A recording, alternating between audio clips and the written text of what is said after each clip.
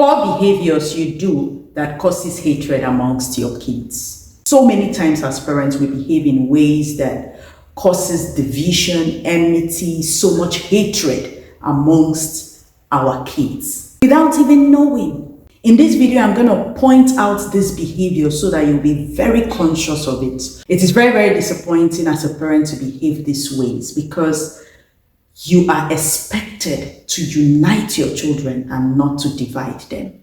The first behavior that fuels hatred amongst your kids is gossiping. As unreal as this sounds, it happens. Yes, a parent gossiping about one child to the other or to the rest. You do this thing as a parent thinking that that child will never get to know. But you forget it's a family. What goes around comes around. It's a family. Somehow that child will get to hear about it. And do you know what that does? Do you know the hatred you have infused into the child's life? Please, parents, stop gossiping about a particular child to the rest or to another. Why would you even gossip as a parent? Is it that you are afraid to talk to your child about something? Anything you cannot tell your child to his or her face shouldn't be said at all. So if you've been involved in such, please stop it. Number 2, abuse of role and position. You should know the position of a particular child and how to manage it. What is expected of that child, the roles, the responsibility. When you begin to give firstborn duties to the secondborn, to the lastborn, it's an issue. There is a meeting to preside over, and you know this is the firstborn's role, and you give it to the lastborn. There is bound to be issue. Or the other way around. For example, the duty of the lastborn is to run errands. Go and get me this, go and get me that. But the lastborn is seated comfortably in the parlor while you're busy sending your firstborn or the secondborn. Overworking one child. As a parent, you should understand the roles and responsibilities that come with the position of your kids so that a particular child doesn't feel reduced or unwanted. Number 3, favoritism. Showing preferential treatment to one child than the rest.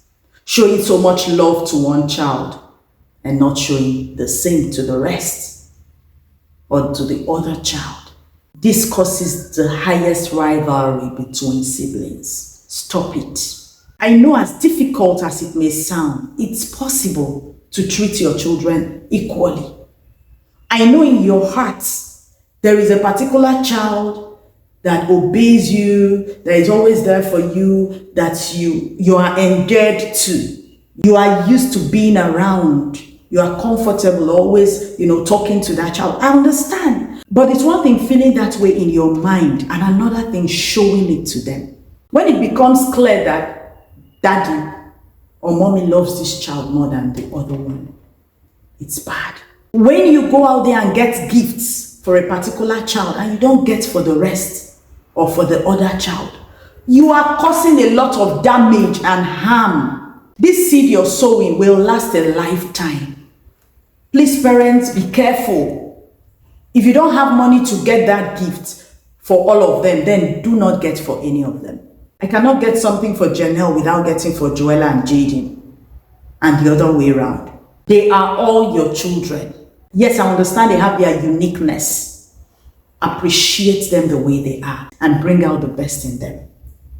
There was a time my kids asked me, Mommy, who do you love most? And I threw that question back. Who do you think Mommy loves most? And they couldn't answer. Janelle says Joella, Joella says Janelle. They were arguing and I laughed. I laughed because it's a plus to me that my kids cannot even tell who I love most. Okay? So please, let us do what we ought to do. Loving our children equally. At least showing them that we love them equally.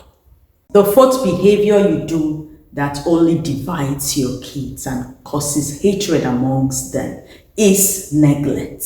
Who is that child you're neglecting? When you have family meetings, you invite the rest without inviting one. You're going out with other kids, you leave one at home, you tell the other one, stay back, do this, do that.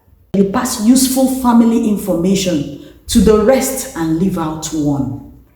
That particular child will need to consult others or hear from others to know what daddy said, to know what mommy said.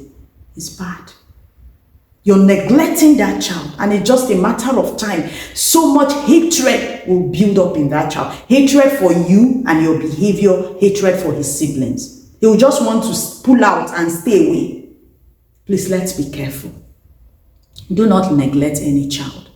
So these 4 behaviors are what we do as parents. But I hope this video helps us, because I'm talking to myself too, to be conscious all the time not to exhibit these behaviors. When it keeps happening over and over again, then you have sown a terrible seed of hatred that is easily sown but very difficult to eradicate.